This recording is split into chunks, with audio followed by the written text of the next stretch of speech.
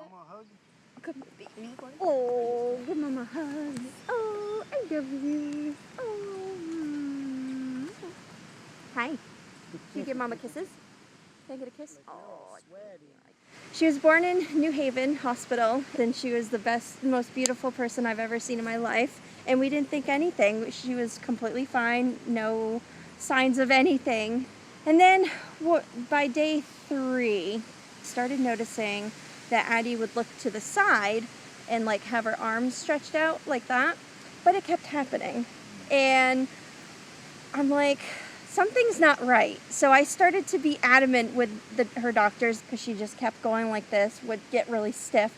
I'm like, that's textbook seizure. They had tested her blood sugar at one point, and they're like, it was in like the 30s. So she was rushed to the NICU. But we noticed like when she was feeding, she wasn't latching, she was very weak. So I knew something was going on. They controlled her blood sugar and came right back to us in the room. But she kept having these, I call them episodes at the time because I didn't know for sure what it was. And they just like, nope, you're a new mom, she's fine. So we were released home. We all of a sudden I think it was like 5 or 6 in the morning the very next day, we looked at Addison and she was blue in the face. So we had to call 911. So we were rushed to L&M and we showed the doctor there, the pediatric doctor there, and she's like, that's a seizure. So they called New Haven Hospital and they're like, okay, she needs to be transported. Well, on the way, they actually said her oxygen level was very low, so she had to get put on oxygen, and we were rushed to Yale New Haven. She was admitted in the PICU. We stayed there for a few days. They were monitoring her. They were doing a bunch of tests. They had done an EEG. They said, yep, she's having seizures. So once we figured that out, we were having a really hard time controlling them. So then she was admitted into the pediatric neurological unit. We were there for almost a month.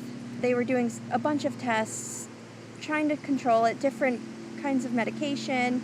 Nothing was really working. A geneticist came in, they took her blood, and they said it would take some time to get the results back because they're testing so many things. That we were there for almost a month, and then we were finally able to control her seizures. We were on a good medication, so she started to gain weight. She was on a feeding tube at one point because, like I said, she was too weak to eat from a bottle, so she had a feeding tube. That was removed when she was strong enough to eat from the bottle. The last thing we were really having an issue with was her oxygen. Eventually we were able to get her off oxygen. We were finally admitted home.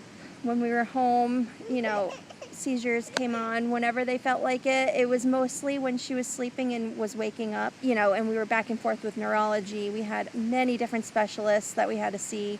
I think we were up to like 7 doctor appointments a week in between New Haven, Groton, here, there, I'd say by 10 months of age, we were finally seizure free.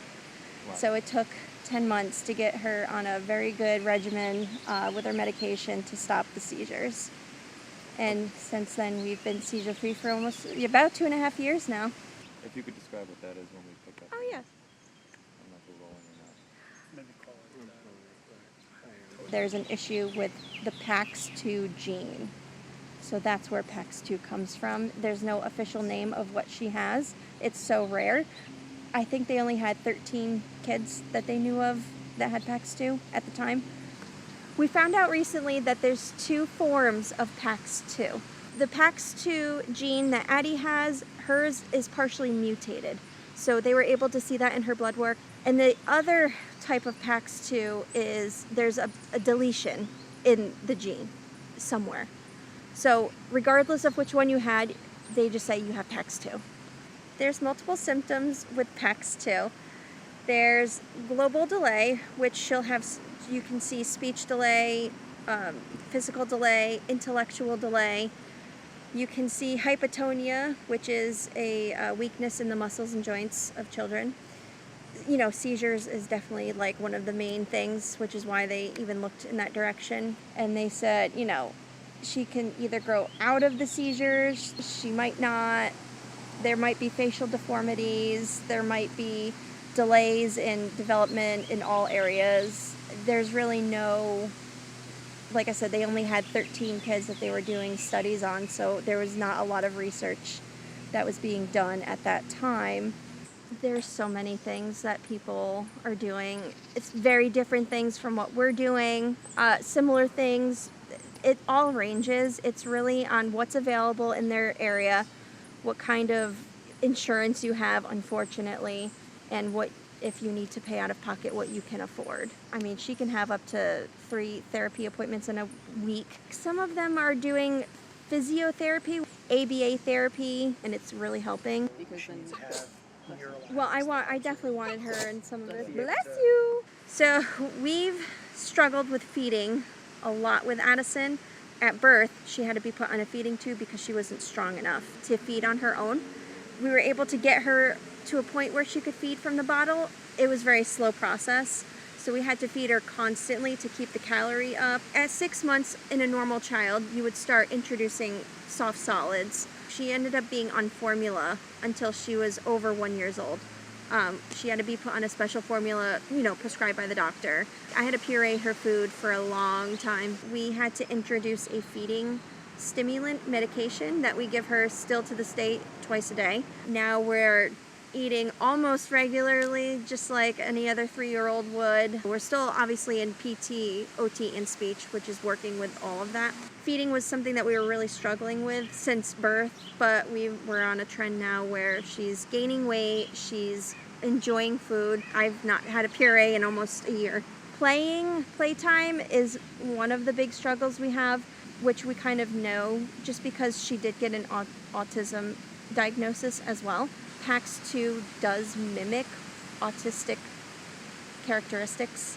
It was really hard for them to decipher what was PACS2 related and what was autism. Talking, she is nonverbal at this moment. We've noticed over the few years that she's gained words and then lost them. That is very common with PACS2. And now she'll do word association, so if she wants up, she wants you to pick her up, she'll go, and that we know is up. We're working with her repetitively to kind of get her to understand more words, but she is learning and she is growing. I really, really didn't think that we would ever see her walk. She has low tone, which is part of the effect of PACS2.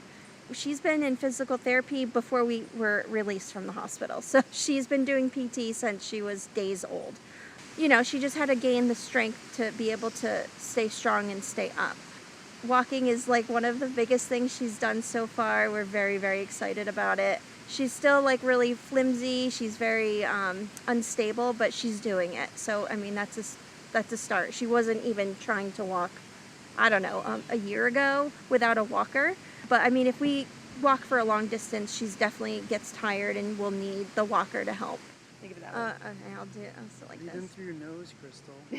I know. The PACS2 Facebook group has been the biggest support system for me in learning on her condition, because there are children out there that are older than Addie, and they've put their story on there. We've kind of seen like the progression of their life. I'm so grateful for them, because I learned so much more, and I'm now educating her doctors, because there's just no research out there at that time on what this is, what to expect, what should I be wary of, what should I know, what specialist does she need, we found out she needed PT, OT, speech, therapies, and thank goodness we had that, because she's grown so much with just putting her through all of those therapies. And I've actually been educating all of her doctors on it. Definitely like her PCP, her speech therapies, mostly every other doctor that she currently has, I've had to teach them what PACS2 is. That PACS2 Facebook group has been a godsend. It is amazing. We can ask questions. I think that's the biggest thing. I asked a ton of questions at the beginning just to see what are tips and tricks that you've come across that's worked for you. I'm speaking to quite a few PACS2 moms now across the world. I'm talking to a family in Poland, Brazil, a few in the United States, and I'm so excited. FarmFest, we actually have a PACS2 family coming, so we're very, very excited. If you want to, that's up to you. Oh, I don't mind. Of course. I think that would If be you a really wanna- good thing. You want to be holding her while you're answering questions. Okay. The PACS2 Research Foundation is trying to gain more knowledge in what PACS2 is and how it affects our children. So, for example, the PACS2 Research Foundation has raised enough money for now to start the research and getting scientists together to want to look further into it. And what we literally just did, and it did cost $10,000 to do just for my child, and they've done this for 3 other children, is we donated Addie's blood and we shipped it to California because there's a researcher there that is going to use her blood to gather information and try to pull things out of her blood to use towards finding a medication that will maybe react to her blood. Your donation is going to help further research to help all PACS2 families learn about this condition and provide better treatment. For more information, please visit pacs2research.org. Perfect.